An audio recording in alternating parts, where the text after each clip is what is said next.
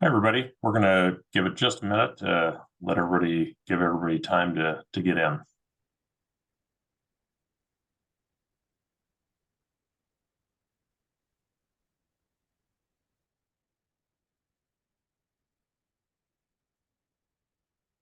Well, I think we're good. So let's go ahead and get started.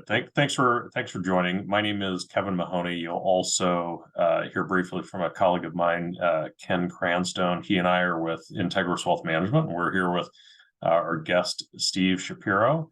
Just a little bit of background on Steve. Received a BS in accounting, received his CPA license, and went down that path of accounting for 10 years or so, and then maybe saw the light and transitioned into financial planning and investment management, got his CFP designation, and spent 25 30 years with financial planning and investment management. Now is enjoying semi-retirement, though actually seems to be working relatively hard in semi-retirement, but is totally focused on helping families reduce the cost of college. And I want to make sure to emphasize that this time isn't about choosing college. It's not about getting into college. It is all about actually just simply reducing the cost of college. And I will say, Steve, thank you very much for guidance on this. I think our audience is going to be very appreciative. And I personally have 2 kids in college, and I have a third who's in the middle of applying. So if nobody else is, I can tell you I will be all ears, because this will be extremely helpful. And with that, structurally, what we're going to do is I'm going to pass things over to, again, my colleague Ken Cranstone, who's going to go over some technical aspects of how to interact, and then we're going to pass it over to Steve so he can share his insights for in the neighborhood of 45 minutes, and then we'll open it up to some Q&A. So Ken, if you wouldn't mind stepping in. Absolutely. Thank you, Kevin. This is your first time attending one of our Zoom webinars. I just want to let everyone know that we do encourage as much engagement as you're willing to share with us. On the bottom bar, you'll notice that there is a chat, raise hand, and a Q&A button. If you could please take any questions that you have, click on this Q&A button and submit them. I'll be monitoring the chat as we go, monitoring the Q&A section as we go. And I will go ahead and feed Steve some questions at the tail end of the presentation, and Kevin will be interspersing them throughout the presentation. But we will be keeping an eye on all the questions and doing our best to tackle everything that we receive. In addition to that, I just want to provide a quick disclaimer. This presentation is intended for educational purposes only and should not be considered investment advice. Steve, with that note out of the way, though, would you mind kicking us off, please? Absolutely. Thanks a lot, Ken. All right, let me share my screen here. Here we go. Kevin, can you see that all right? Yeah, have that perfectly. Thanks. Great. All right. Well, thanks, Kevin, and thanks, Ken, for inviting me and allowing me to help share some information with your clients today. We're going to spend the next hour or so talking about reducing college costs. I am going to try to move through the first 12 or so slides relatively quickly. They're an introduction to the college process. I really want to get to the strategies because that's where the real benefit is, and want to emphasize that over the 20 years or so that I've been working with families to help them reduce college costs, the number one key, the best thing that you all can do, parents, to reduce college costs is what you're doing now. You're making time to learn, you're planning, you're trying to collect some information so that you can make informed decisions. So I give you credit for that, for being here, and thank you for being here. Again, just a disclaimer, as Ken mentioned, it's for informational purposes today only. Now, there's a difference between saving for college and paying for college. Families with younger children should prioritize saving, but many of you on the call today, I assume, have high school students, And for you, college is right around the corner. You don't have as much time left to save. So today, our program today is focused on paying for college, not saving for college. If you have concerns and would like information about saving for college, you have the perfect people to touch base with. Check with your Integris advisor on that. So here's what you can expect today. I'm going to talk about why it's important to plan, talk about college costs today. I'm going to give you some financial aid basics, which many of you may already have a handle on, but for some of you, it may be new information. As I mentioned, the strategies portion of our talk, 3 or 4 slides are going to be, I think, very helpful for you. And then lastly, parents, I'm going to give you some homework when you leave today. So why is it important to plan ahead? Now, as I mentioned, and Ken mentioned, I've been working with parents on college planning for about 20 years. I didn't know this when I started, but I absolutely know it now after working with hundreds of families. The families that plan ahead, they do their homework. They try to figure out how this system, how this process works. They avoid common mistakes. They take advantage of opportunities. They make informed decisions as opposed to last minute, rushed, and often stressful decisions. And as you probably know, there's a significant crisis when it comes to college debt. Planning ahead allows families to, as much as possible, reduce debt. And it really does help to reduce the college price tag. Stephen Covey, who many of you may know the name, 7 Habits of Highly Effective People. One of the 7 habits is begin with the end in mind. So our end here, really, we want our children to have a good experience in college, enjoy college, get a good education, get set for the next step in life, and hopefully we would like to do that without breaking the bank or either us or our kids ending up with excessive debt. So with that in mind, let's continue. So just so that you have an idea of the numbers that we're talking about. College costs today. Now, these are sticker prices. This is the total cost of a year at a Cal State, CSUMB, Long Beach, Fresno, San Jose State. You'll see it's right now about $30,000 per year. Now that's all included: tuition, fees, room and board, books, incidentals, etc. About $30,000 a year.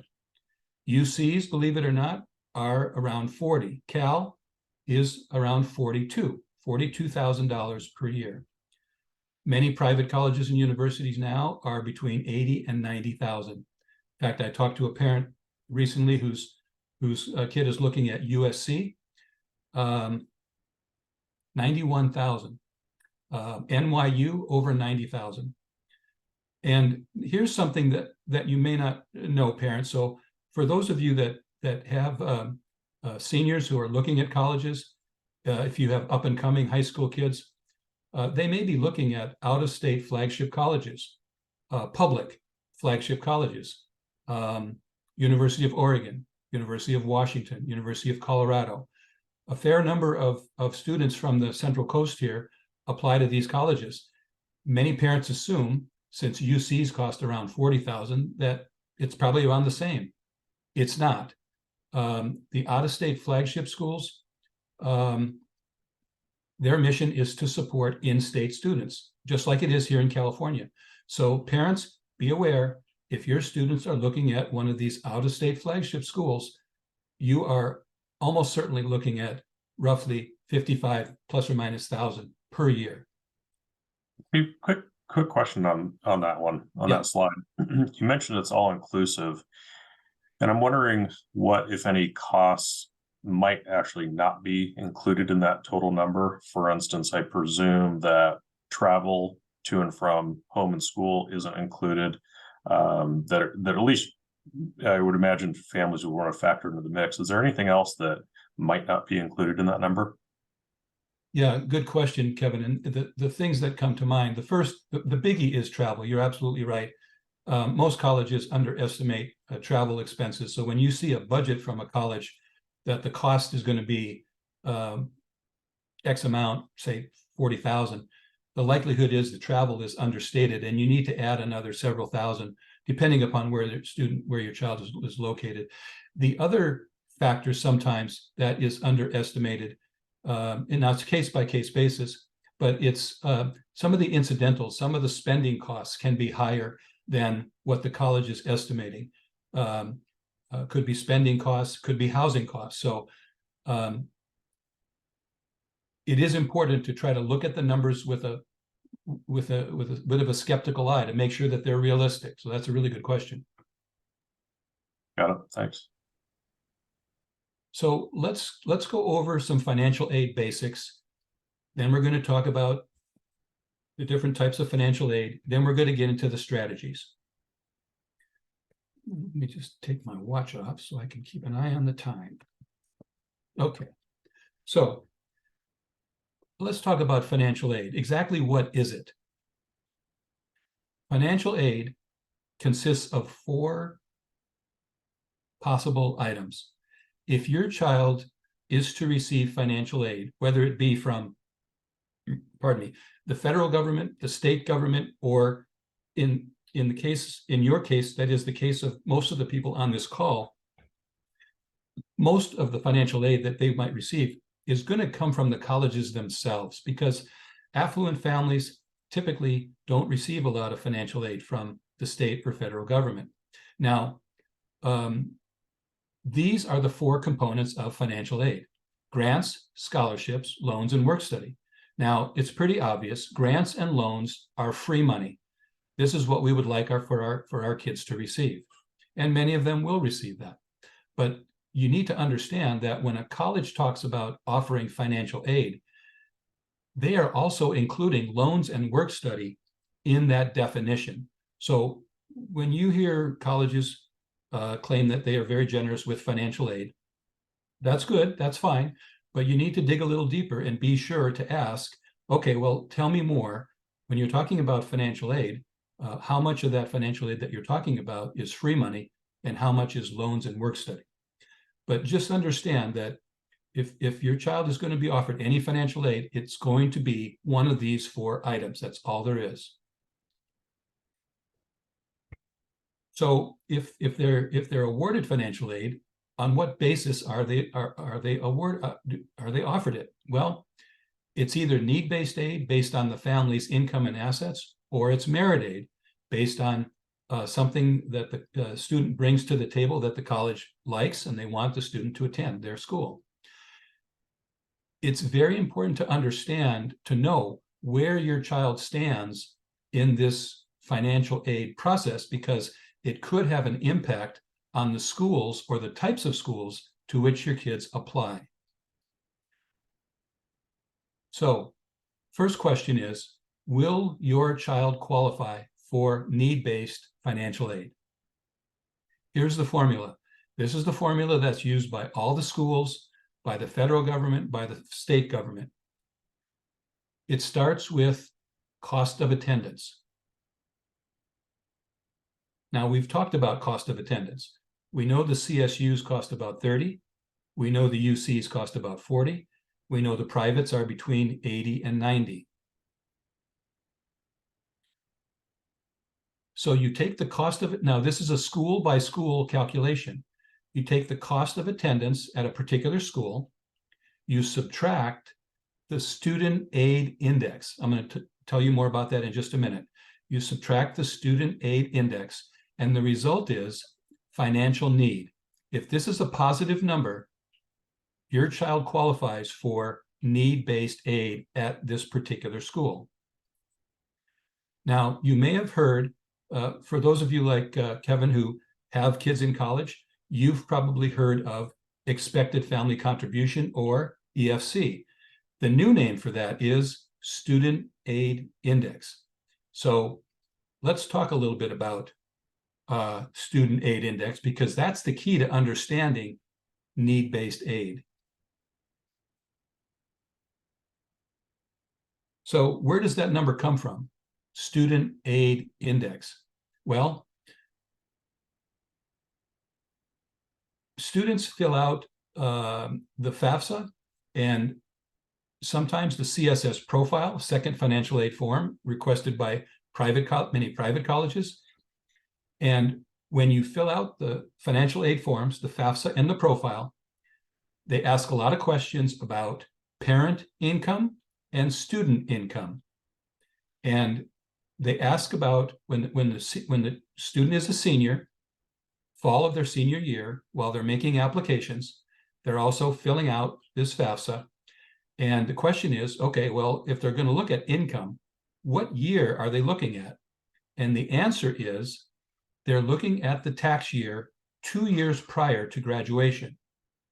So if we have people on the call who have seniors, they're going to graduate in 2024, and they will look at the tax return from 2 years prior, or 2022, in order to determine eligibility for need-based aid. Now, that's for the student's freshman year of college. The next year, they'll look at the 2023 tax return, then they'll look at the 2024 tax return. So each year, you file a new FAFSA. So they look at parent and student income. They look at parent and student assets. The income is 2 years prior. The assets are as of the date of filing the FAFSA. So you might be asking, okay, well, what income are they talking about? And the general answer is adjusted gross income, not taxable income after deductions, adjusted gross income. And what about assets? What assets are they counting? Remember, they ask the questions in an effort to determine how much that you can be expected to pay. So some of your assets they will count as being available to pay for college. Some of your assets they will consider unavailable. What are available assets? Well, typically money in the bank, money in investments that are not in retirement accounts, stocks, bonds, mutual funds that are not in retirement accounts, equity in rental real estate. Those and this year there's a new one, the value of a business. That's included in as an asset, where before this it really wasn't. What don't they count? Most colleges do not count your home equity. Some do. The vast majority do not count your home equity as being available for college. Retirement accounts, they do not count money in retirement accounts. Those are the main rules when it comes to income and assets. So you report them on the FAFSA, and when it's necessary, the CSS profile. Just be prepared, because the CSS profile is very detailed. They ask you many, many questions. You just have to be patient, provide the information. Now, this is important, especially for seniors and returning college students. Normally, seniors would be filing their FAFSA in October, just in a few days. This year, there have been massive changes to the FAFSA. So many so, in fact, that the Department of Education was not able to get all of the changes incorporated by October 1st. So the FAFSA will not be available until December 1st at the earliest. And as I said, there have been many, many changes. Now, the reason this is so important is the second part of this comment down here. Many of you probably, if you have seniors, they're probably looking at not just public schools, but many private colleges and universities. As I mentioned, a few hundred private colleges and universities request not only the FAFSA, but the CSS profile. It's important to note that the CSS profile has not been delayed. So you need to file the CSS profile in October or before the priority financial aid filing deadline for whatever private school you're looking at. To be safe, I would just plan to file it in October. But again, FAFSA not until December. Now, because there have been so many changes this year to the FAFSA, I'm going to have a webinar on October 24th specifically dedicated to changes in the FAFSA. The QR code that you see on the screen is a link to the registration for that webinar. So I'll leave that up for just a second. I would encourage you, if you're going to be filling out a FAFSA, to tune in, or if you have a returning student, tune in to that webinar on October 24th, when I'll go over the main changes. Steve, just Ken, I'm gonna stop there for a second. Any questions? Yeah, I do have one or two. I guess one is we're talking about parent and student income and assets, and I'm wondering how grandparent income and assets come into play if they're part of the picture in helping with college. Maybe they even have an account that's earmarked for their grandkids' college, and how that comes into play. Right, great question. So the way the grandparent income and assets are handled is one of the main changes that has taken place this year. So I will definitely cover that in the October 24th webinar, but let me just respond and explain that many of these changes that we're facing this year with the FAFSA have not been positive changes for the middle class or the upper middle class. They have been detrimental. This one particular change, however, when it comes to the way grandparent involvement is treated, has been a positive. So to answer your question, Kevin, as I explained, when the FAFSA and the profile are filled out, they asked for parent information and student information. On the FAFSA, they never did ask for grandparent information, and they still don't. The CSS profile likely will ask for grandparent information. But here's the big change that has taken place this year. In the past, if a student has a grandparent that has set aside money for them, and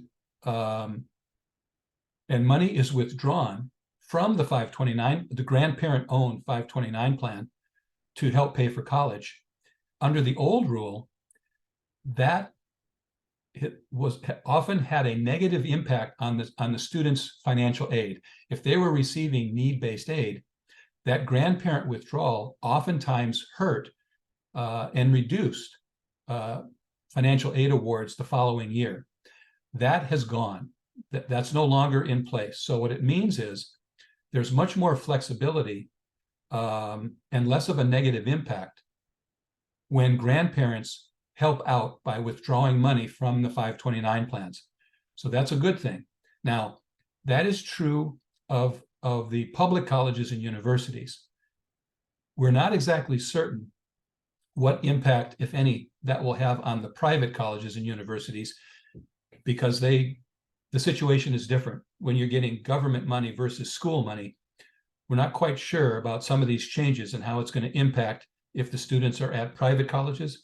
But generally speaking, this change in treatment of grandparent, say 529 plan withdrawals, is a good thing. Got it. Well, that's good news. Yes. So separate question. You mentioned that they're looking at your tax return from 2 years prior. Yes. I'm wondering if that particular tax return happened to be an anomaly year in which someone, for instance, sells rental property, and so their adjusted gross income is artificially high. Is there the ability to appeal that as an anomaly? Yes, absolutely.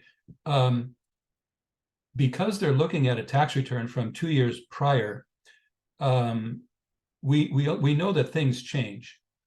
And in the example you gave, Kevin, if someone has an unusually high adjusted gross income because of a one-off event, they withdraw from they have to withdraw money from a retirement plan. They sell an appreciated stock. They sell an investment property.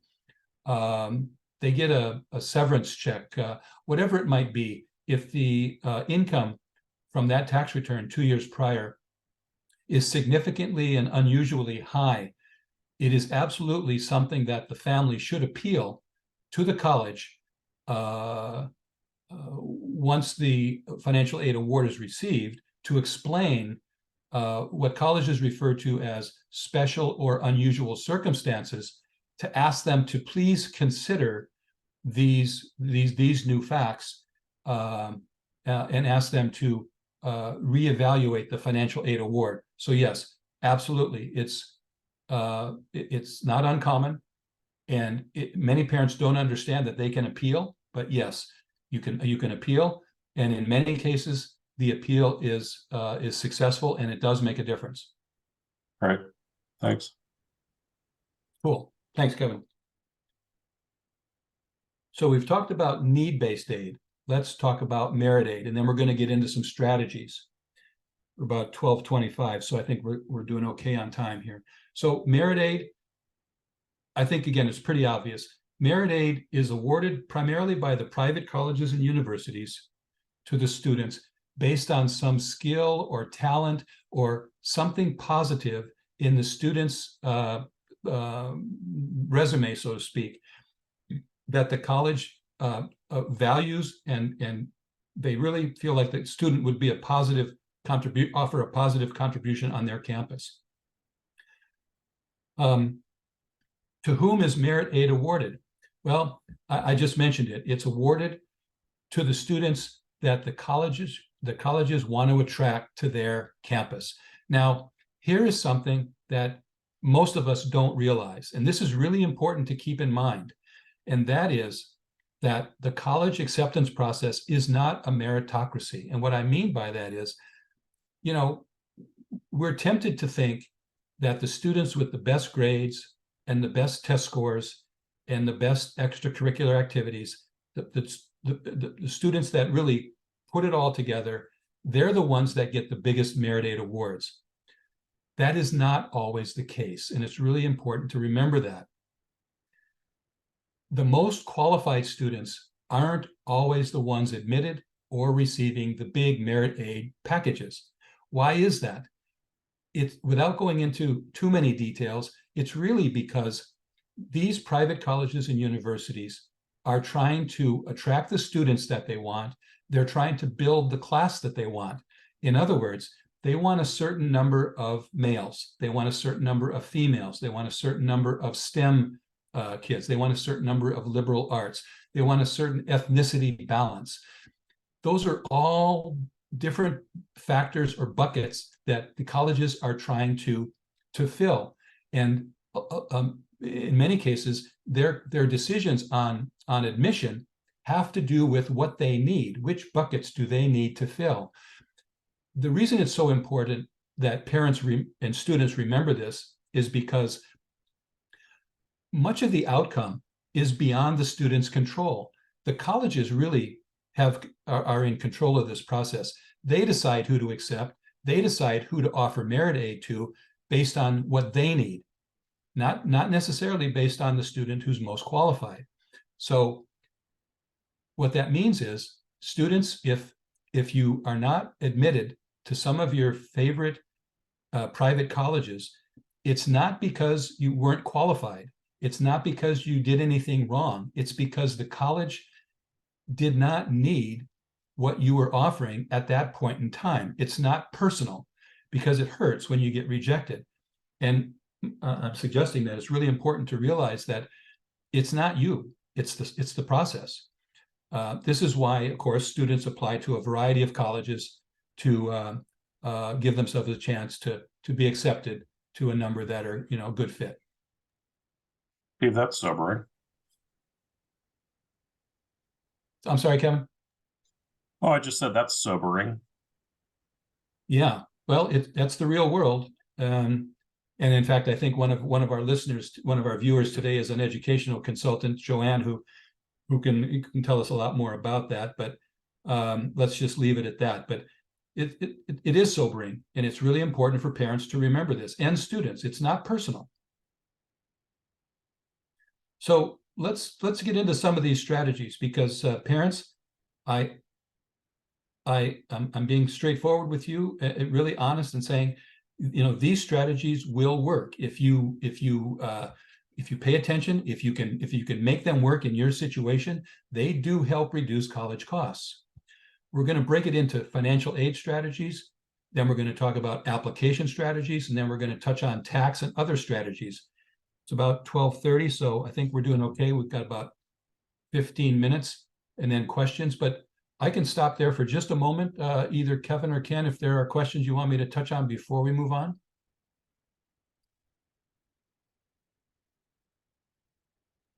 Actually, I do have a quick question here, and this may be something that you touch on later in the presentation. How can families maximize their chances of receiving merit aid? Yeah, we'll talk about that. Sounds good. Yep. Great question. That's exactly what we're going to talk about. First, we're going to talk about financial aid strategies. Then we're going to talk about application strategies. And we're going to actually cover that. So thank you for the question. So first, real quick, financial aid strategies. It's really important to understand where your child falls with respect to financial aid positioning. Now, that's a fancy way of simply saying, are they going to qualify for need-based aid? So here's the way you need to look at it. If you think your child will qualify for need-based aid, remember, it's 2 years prior. Try to reduce your student aid index if possible by managing your income and your assets. Now, Kevin touched on this earlier with his question. So how do you do that? How do you reduce your student aid index, your child's student aid index? Well, remember, it's based on income and assets. If you have a senior, it was based on the 2022 tax return. For the most part, that's history. You can't affect the 2022 tax return. However, if you have a junior and they're going to look at 2023, well, we're in the middle of 2023. So if you think that your child might qualify for need-based aid, how can you affect your income? Well, you can try to avoid taking gains on appreciated assets. You can hold off on selling rental property. You can choose not to make a withdrawal from a tax sheltered account if it will boost your adjusted gross income.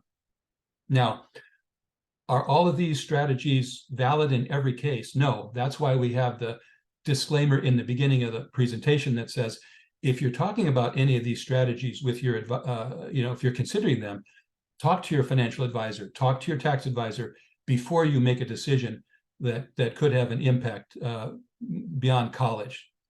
So, and here's an important thing to remember, parents.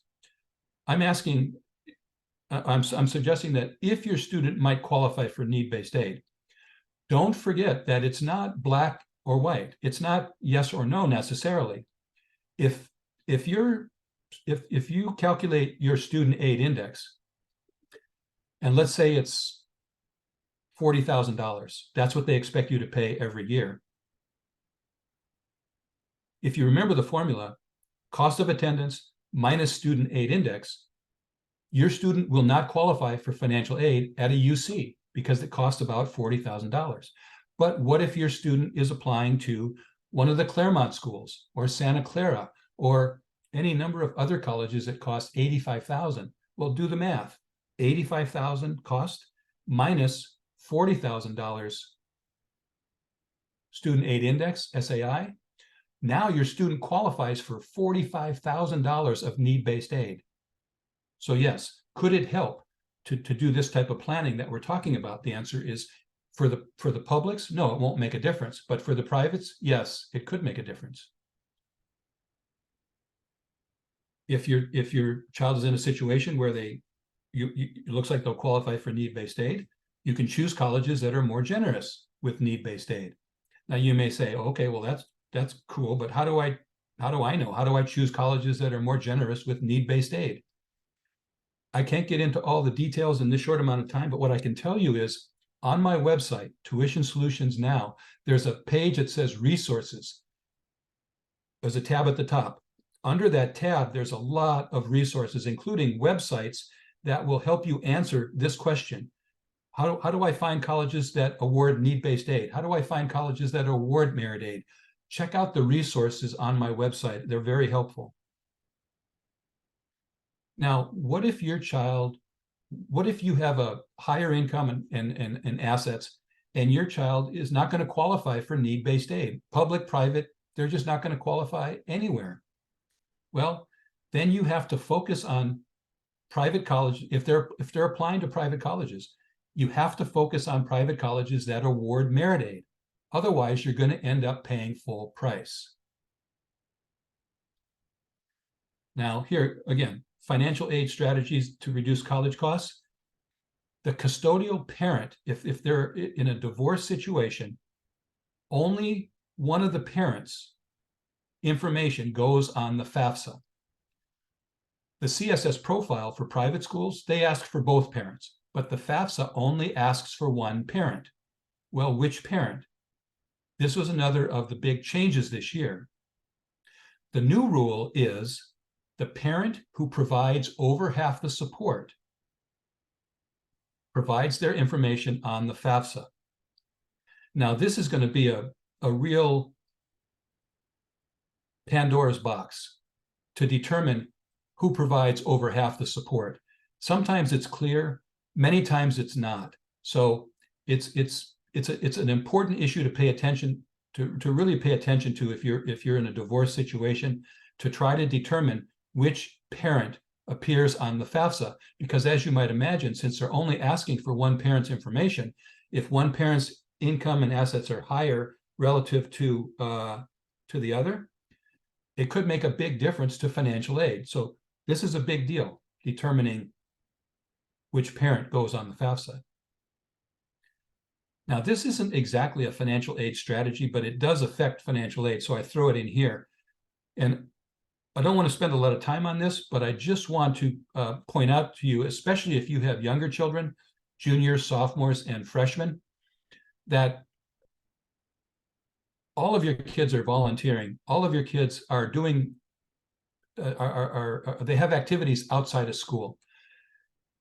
Extracurricular activities are important to colleges, especially private colleges. They want to know what has your kid been doing with their time for the last few years. And again, without going into too much detail, I just want you to understand that it's not about quantity. It's not about trying to rack up as many extracurricular activities as you can. Again, this is more up the alley of Joanne, our educational consultant. But focus on quality. Colleges are looking not for dozens of activities. They're ideally looking for 2 or 3 activities that the student has spent their time on passionately, with dedication, and ideally over a period of 2 or 3 years. So help your kids cultivate their interest, support their passions, and try to figure out a way that they can use their interest and passions to something that will benefit the greater good. That's the way to approach it in terms of how it might affect college financial aid and actually admission. So now let's get into, these are application strategies that absolutely will help reduce college costs. Now, again, a lot of resources out there. I'm going to give you a lot of strategies. I don't have time to explain how they work in detail. Everybody has an opportunity for a absolutely free consultation following this meeting, and I'm happy to go into more detail on anything that I mentioned. So research and know the approximate net cost before applying. If you're concerned about cost, my suggestion is don't wait until the spring when your student is accepted to determine whether or not you can afford a particular school. It's not a perfect science. You cannot predict with 100% certainty, but you can get a pretty good idea right now in the fall, or for those of you with juniors, you can get a pretty good idea of what a particular college might cost after financial aid if you do your analysis. I'm suggesting that it's, as related to the first question, it's very important parents, if you're concerned about cost, try to figure out what you can honestly afford. And if a college that your child has their eye on is almost certainly going to be beyond your budget, then really think heavily about whether or not that school should be on your child's list. Now, this is very important. If your child is going to be applying to both public and privates, to maximize merit aid potential, your child should be in the top portion of the applicant pool, not the middle, not the bottom. But if you want to maximize merit aid potential, they should be in the top portion. And what I'm talking about is typically GPA and test scores. Now, again, you know what your child's numbers are. You can easily find what the average numbers are at any given college, what the average GPA and test score. If your child is in the upper portion of the applicant pool, there's a greater chance that they'll be admitted, and there's a greater chance that they'll be offered merit aid. Conversely, if they're in the lower portion of the applicant pool, GPA or test score, it's more likely that they won't be admitted. And if they are admitted, it's more likely that they will not receive very much of a merit aid offer. So it's important, try to, wherever possible, make sure that your child is in the upper portion of the applicant pool to increase merit aid potential. This is also huge. It's not easy, but it's important. Apply to colleges that will be more likely to have empty seats, as they are often more generous with merit aid. Okay, that's great. Well, how do you find schools that have empty seats? In a sense, it might be easier to answer that question by turning it around, by asking what colleges don't have empty seats. Well, let's think about that. And again, we're talking about primarily privates, but this applies to publics as well. Does UCLA have empty seats? No, of course not. Does Cal? No. Do some of the other UCs? No. Much harder to get into. What about privates? The highly selective private schools, do they have empty seats? No, of course not. They have many times more applicants than they can accept. Part of the problem, parents, is that our kids are applying to colleges, to the same colleges. Many of our kids are applying to the same colleges. The demand is heavy, very selective. So my point here is, if you want to increase the odds of being accepted and the odds of receiving a generous merit aid award, I'm suggesting that you look beyond the highly selective schools. And as I mentioned here, these are often smaller schools, not necessarily highly ranked, and they tend to be off the beaten path.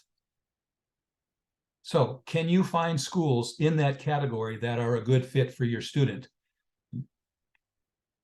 I don't know, but if you can, there are opportunities for admission and merit awards that don't exist if you just apply to the schools that everybody else is trying to apply to. But very important, you do need to be sure that the schools are a good fit, academically, socially, and financially, in order for you to be successful. If a requirement is optional, try to submit it if you can. The obvious example that comes to mind is test scores. Many colleges are test optional. They don't care. You don't have to submit a test score.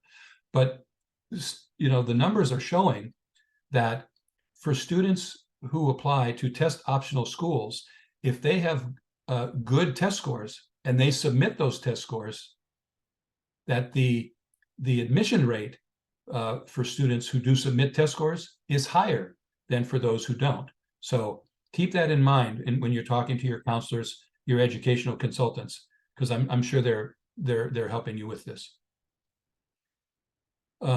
Lastly, if your child is hoping to attend college outside of the state of California, I would suggest that you look into the Western Undergraduate Exchange, or WUI.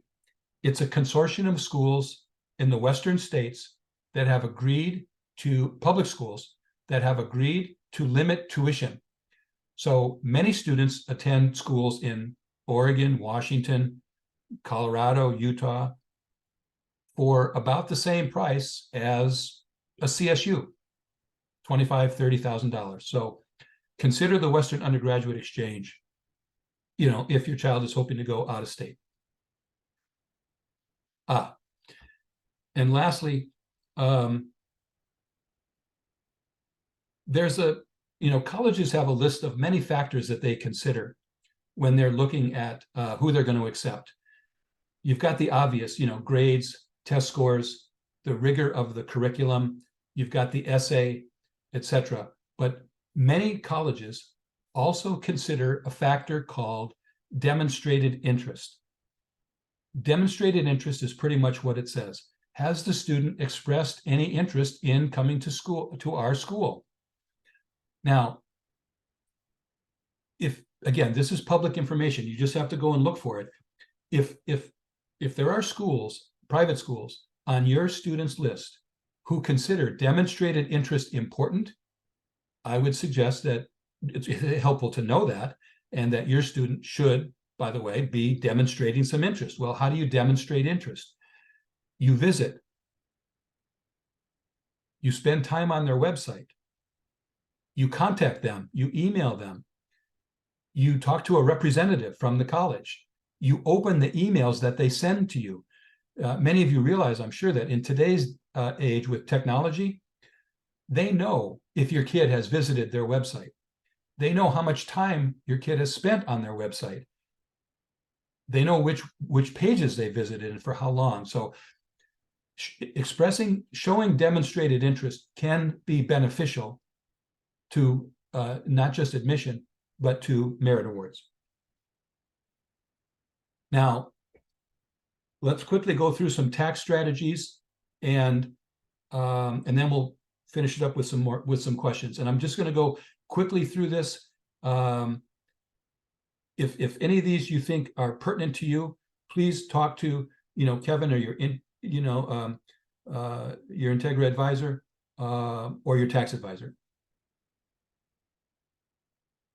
So pretty clear. Do whatever you can to maximize your deductions and credits.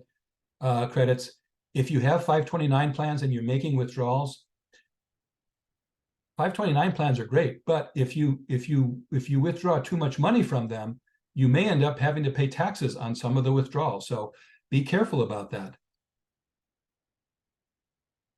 And we talked about this. Check your student aid index when your child is a sophomore, because if there are adjustments to be made, that's the time to make them. A few more strategies, tax strategies. For those of you that own a business or are self-employed, again, something to discuss with your financial and tax advisors. Consider employing children in your business. When it works, significant benefits to both parents and kids. Educational assistance programs are available through our tax code. You know, many large companies in their cafeteria plans offer employee benefits that basically offer to pay for part of the cost of education if the employee wants to go back to college and take classes. Well, believe it or not, under this Internal Revenue Code section 127, a sole proprietor, a small business, you can set up an educational assistance program, hire your kids, and you can write off a portion of their college costs. Now, for small business owners and self-employed people, being able to write off some of this is wonderful. Now, there are rules that you need to play by to make this happen. So it's not necessarily something you'll understand in 5 or 10 minutes. You need to spend some time looking into it. But if you are employing your kids, talk with your advisors about the possibility of using a Section 127 educational assistant program. I used one for my son, not my daughter, but when he was in school, I wrote off through this plan about $5,000 a year. So that's serious money. That's real money. consider gifting appreciated assets. This is nothing new. This has been around. This strategy has been around. Again, you need to talk to your assets, because your advisors, because you have issues with kiddie tax. So you want to just make sure that you're doing it wisely and that it's not going to impact financial aid. And lastly, some parents have the ability, they have the wherewithal to purchase a condo or a home in the college town in which their kid is attending. Your child stays in the home, they get roommates, you collect the rents, of course. Your child collects the rents, you pay your child to manage the property. So and then hopefully, if all works out, when they graduate, you either keep the property as an investment or you sell it and move on. Lastly, some last strategies, and then we're done. And then if there are any questions, I can take more questions.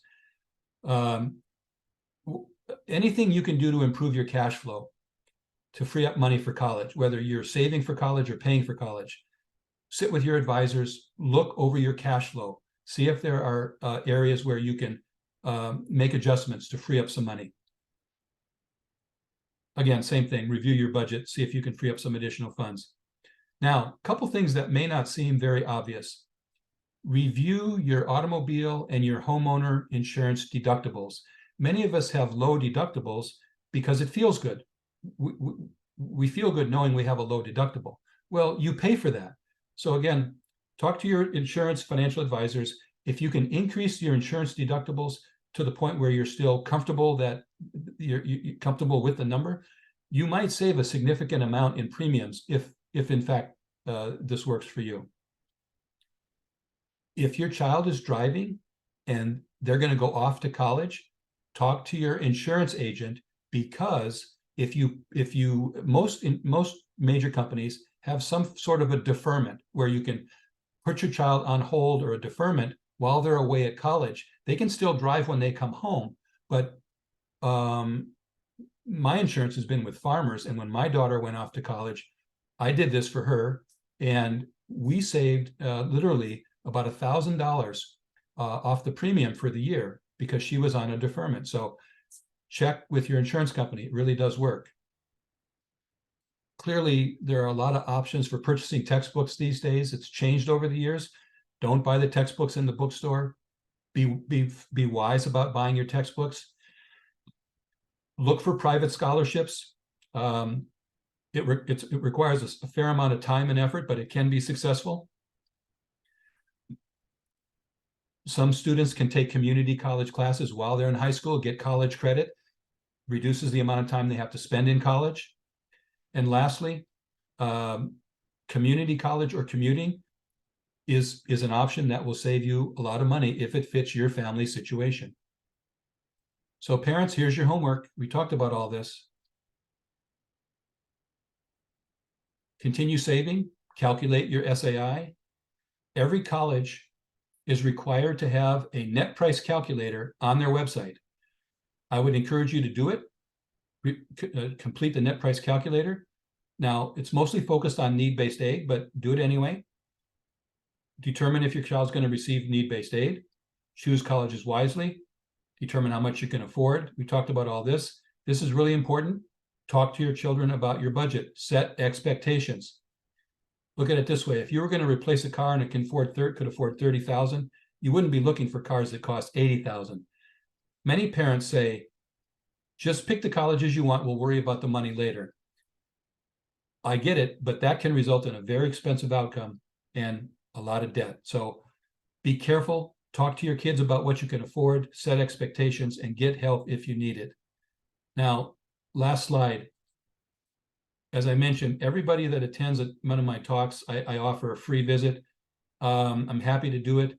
The QR code on the screen will give you a link. You can schedule it right with my calendar. But if you have questions, if you have concerns, if you'd like help calculating your student aid index, if you want to talk about any of these strategies that I mentioned today, if you want information on scholarships, you want to talk about loan options, I'm happy to talk about all of that.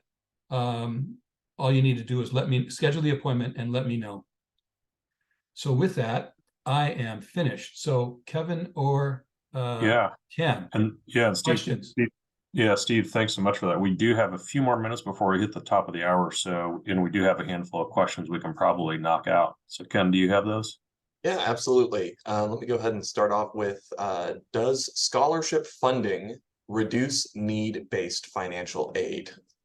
Now, I'm assuming the question is referring to private scholarships. So if the student wins some private scholarships from the Rotary Club or Seroptimist or any private scholarships, and the answer is yes, possibly. So very, very good question. And unfortunately, yes, if a college sees that you have won, let's say, $5,000 in private scholarships, and they've awarded you a need-based money, many colleges will reduce their awards. And again, this is something that parents, you can appeal. You can appeal that they not reduce the award. But the short answer is yes, it could have an impact. Excellent. This one's kind of a two-part question here. If you know that your child will not qualify for financial aid except for student loans, is there any benefit to filling out the FAFSA? And what is the point of sharing all that information with the educational institution, presumably if it's not going to provide any benefit? Right. That's a great question. And the answer is, in order to be eligible for federal student loans, which are the best loans to take, by the way, the loans offered through the Department of Education, for a family that needs to borrow, the student loans through the federal government are the place to start. They are the best options. In order to qualify and in order to receive the loans, you used to have to file the FAFSA. Now, don't quote me on this. This is a really good question, and I'm not 100% sure of the answer. I would require just a little bit more research. At this point in time, if the only objective is to obtain the student loans, I don't believe it's necessary to file the FAFSA. Now, it's a little more complicated than that because you have subsidized loans and unsubsidized loans. The family asking the question, I'm guessing, the student will not qualify for a subsidized loan. It would be unsubsidized. And I believe the answer is that you do not have to file the FAFSA if you're only looking for unsubsidized loans. But please, before you rely on that answer, either double check it or ask me to double check it. But I think that is the case. Now, one last point about the FAFSA, because many times if students are attending like Monterey Peninsula College or Cabrillo, you think, well, I don't need to really file the FAFSA because it's so inexpensive. Remember, community colleges right now are free. There's no tuition. In order to be eligible for that free tuition, you have to file the FAFSA. Excellent. And then the second part of that question actually had a fair amount of additional background information. I'm thinking we might hop over to the next question, and because it is a specific question, probably direct them to a one-on-one session with you. Yes. Excellent. Then the last question we have time for here is, how would rental income in an LLC count towards the Student Affordability Index, SAI? And would the value of rental properties in the LLC affect that SAI? Yeah, that's a great question. And the short answer is yes. Now, again, I'm an old CPA. I haven't practiced for many, many years. But I believe LLCs have an option as to how they're taxed. You guys would know more about that than I would. But if the impact of the income from the LLC flows through to the individual's personal tax return, then of course it's going to affect the SAI because it affects adjusted gross income. If the LLC is taxed as a corporation, like a C Corp, for example, and I don't even know if this is possible. Again, this is why you need to chat with. This is why oftentimes I know some of the college rules, but the CPAs and the investment advisors like Kevin, they know the financial. We often work together, but if investments are in a C Corp, that's sheltered from the SII process. But if it's in an S corp or an LLC and flows through to your 1040, then it does affect adjusted gross income and SAI. As far as the ownership of the assets in the LLC, that's a little bit more complicated question that I need a one-on-one to chat about.